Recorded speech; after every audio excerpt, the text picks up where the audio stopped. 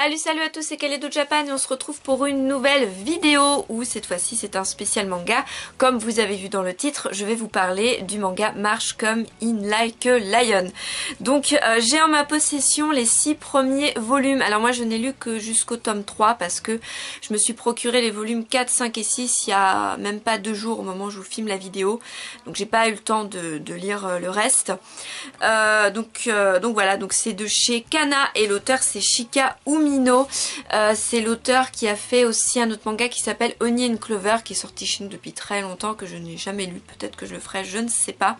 En tout cas c'est une série qui est toujours en cours avec 7 volumes chez nous, le dernier volume, le 7e, est sorti il n'y a pas longtemps, et au Japon il doit être au volume 10, 11 par là je crois, enfin je vous mettrai au pire en dessous là de la vidéo, combien est-ce qu'on est au Japon, où est-ce qu'ils en sont, bref. Donc je vais vous montrer les couvertures, moi que je trouve vraiment très jolies. Alors par contre au Japon, l'image ici elle prend toute la couverture et nous ils ont fait une petite image, enfin c'est assez bizarre, je sais pas pourquoi ils ont fait ça. Bon, ça reste très joli, hein, c'est très sympathique, mais bon. Hop, donc ça c'est les volumes 3 et 4, très sympa. Et les volumes 5 et 6, j'adore la couverture du volume 5.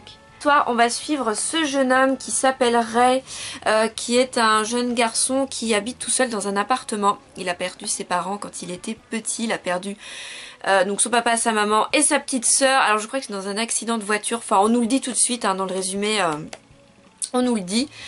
Et donc voilà, donc on le retrouve plus tard plus grand, habitant tout seul dans son appartement. Il continue toujours ses études, il est étudiant, enfin non je crois qu'il est lycéen, il passe son bac, je crois, si je me trompe pas. Ça fait un moment hein, que je les ai lus, les 3 premiers volumes, ça fait un mois. Et en même temps il est joueur de shogi professionnel. Donc faut savoir que le shogi c'est ça, hein.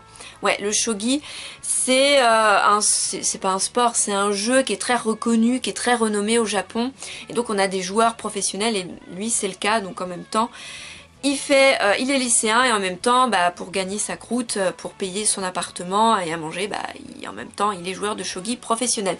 Et donc il va rencontrer dans sa vie un peu triste, enfin c'est un jeune homme qui sourit pas beaucoup, qui est triste, enfin on le comprend après ce qu'il a vécu quand il était petit, sachant que bah, vu qu'il a perdu ses parents, voilà, je vais pas spoiler mais voilà, d'autres personnes se sont occupées de lui, bref.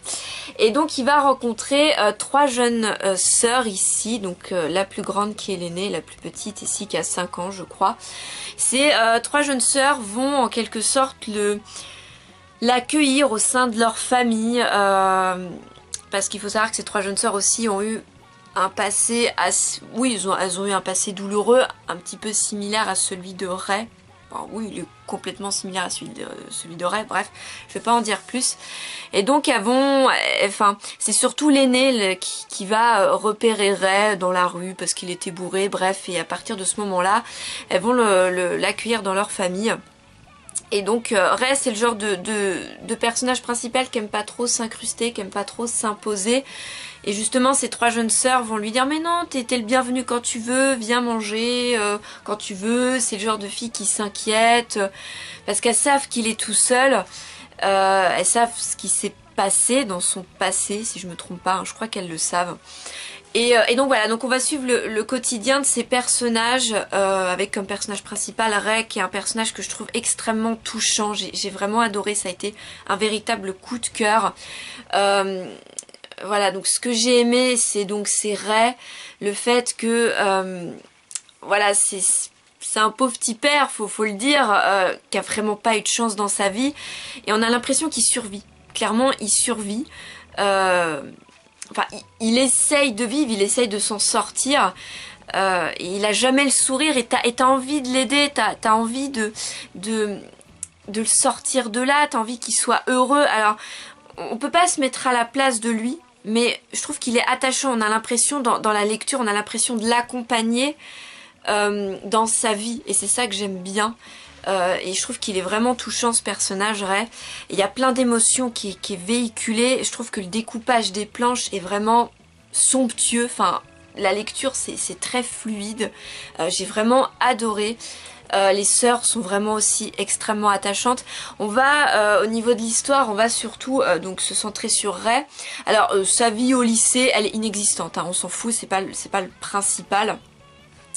C'est surtout, on va surtout s'intéresser sur sa carrière de joueur professionnel de shogi, sachant que ça cache un petit peu quelque chose, le fait qu'il est devenu joueur de shogi, et ça j'ai trouvé ça vraiment très intéressant parce que, ouais, faut pas que j'en dise plus, mais je m'attendais pas à ça en fait, le fait qu'il soit devenu joueur de shogi, en fait ça cache quelque chose, et ça j'ai trouvé ça vraiment bien. Et donc voilà, donc on va s'intéresser à sa carrière professionnelle de shogi, on va s'intéresser aux trois sœurs. Le fait que ça parle de shogi, sachant que on sait pas, enfin, ça fait pas partie de notre culture. Eux au Japon, ils connaissent ça, ça fait partie de leur pays. Nous non. En gros, le shogi, c'est une sorte d'échec, quoi. C'est un échiquier, mais version japonaise. Je pense que je peux le dire comme ça. Et ce qui est bien, c'est que dans l'œuvre, on nous explique les règles, mais sans trop en faire. Alors, il faut savoir que l'auteur, elle a fait une supervision pour le shogi avec Manabu Senzaki 8ème dan, donc avec un joueur professionnel. En fait, elle a fait son manga, en gros, en collaboration avec ce joueur, hein, pour pas qu'elle dise des bêtises sur le shogi. Donc ça, je trouve ça vraiment très bien. Par moment, au niveau des confrontations qu'il y a entre joueurs, quand Rei il doit affronter des adversaires, alors les parties sont bien, mais par moment quand ils expliquent leur combinaison de comment est-ce qu'ils ont fait pour gagner la partie, moi j'étais un peu larguée, hein. Mais ça va, ça dure quoi, une page, puis après on passe à autre chose. C'est surtout, ce que j'aime bien avec ce manga, c'est surtout centré sur les émotions des personnages, et ça, j'ai envie de vous dire, c'est parfait, c'est parfait. Donc voilà, et donc on en sait plus sur le shogi, on a des petites, on a des explications à chaque fin de chapitre, donc ça c'est vraiment bien. C'est pas ennuyeux, en fait, c'est pas ennuyant à lire. Voilà, par exemple là, vous avez des explications, alors ça fait beaucoup mais c'est vraiment pas ennuyant, c'est vraiment passionnant je trouve à lire. Et puis il faut savoir que quand tu es joueur professionnel de shogi, et plus tu montes en grade, faut que tu accumules les victoires pour que ton salaire augmente. Et forcément si tu perds, tu descends dans la hiérarchie et tu perds en salaire. Et donc voilà, ça je savais pas du tout. Enfin c'est vraiment intéressant quoi. Tu t'attends pas à ça en fait. Enfin je m'attendais pas à ça au niveau de ce jeu que je connaissais pas beaucoup, voire pas du tout, non même j'en avais jamais entendu parler, et c'est vraiment passionnant. Et puis l'émotion que dégage cette lecture, enfin j'ai adoré, tu finis un tome, t'as envie de savoir la suite quoi. Donc vraiment il est excellent, rien que dans son personnage qui est vraiment touchant, les trois sœurs aussi qui sont juste adorables. Le seul regret au niveau des sœurs, c'est qu'au bout d'un moment, peut-être pendant deux tomes, on les oublie un petit peu, elles sont un petit peu mises de côté, parce qu'on est surtout centré sur Rei au niveau de sa carrière de joueur. Mais bon, on va vite retourner vers elle, hein, on va les revoir. Mais un petit regret, j'étais là, je crois que c'était au tome 3.